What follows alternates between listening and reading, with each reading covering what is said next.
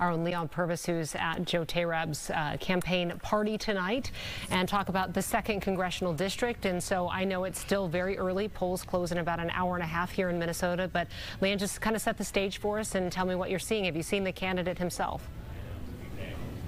Kelsey, Randy, Joe Teirab is in the building. He actually arrived here just before 5:30 tonight. His watch party starts around 7 o'clock. As you can see behind me, people are starting to set up to get this kicked off. And like you mentioned, polls don't close till 8 o'clock. But keep in mind, the 2nd Congressional District seat has been won by a Republican since 2016. So he's looking to flip the seat, and he believed there's enthusiasm. We spoke to him earlier today. Here's him making his case to voters.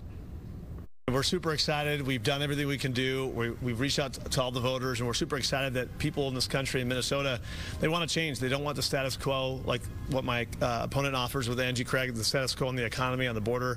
We stand for change, and we're really excited about that.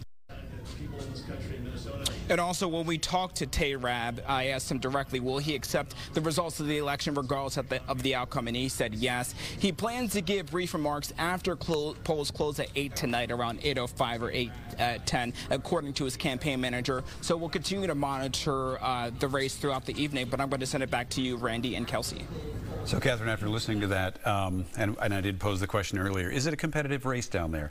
How did they make that flip? I mean, that was such a red part of Minnesota for so long.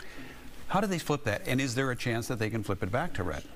Well, so the demographics of the state have changed a little bit, and of course redistricting happens every 10 years. And so I think as the metro suburbs have sort of spread out more, the district became more evenly divided and sort of more up for grabs. And then of course the political context in a particular election year matters as well. So 2016, good year for Republicans, Republican wins. 2018, midterms, good year for Democrats. Angie Craig first wins, Dean Phillips wins in 2018. And so in split, evenly divided districts, the political context really matters. And so how well Harris and Trump do at the top of the ticket could matter as well. All right. All right. And we have Mike Manzoni, who's with Angie Craig's camp tonight, and we want to go to him and just get a scene setter here for us. And have you seen Representative Craig?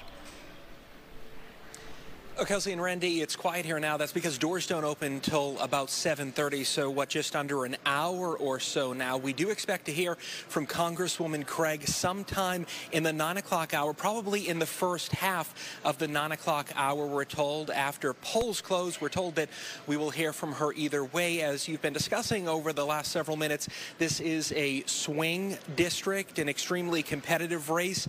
It is sometimes what people call a purple district, fairly evenly divided between Republicans and Democrats, and that is why voters here have sent members from both parties to Washington over the last several years, but they have not elected a Republican here since 2016. Angie Craig ran that year, lost by a razor-thin margin of about 2 points, came back 2 years later in 2018 and won by about the same margin.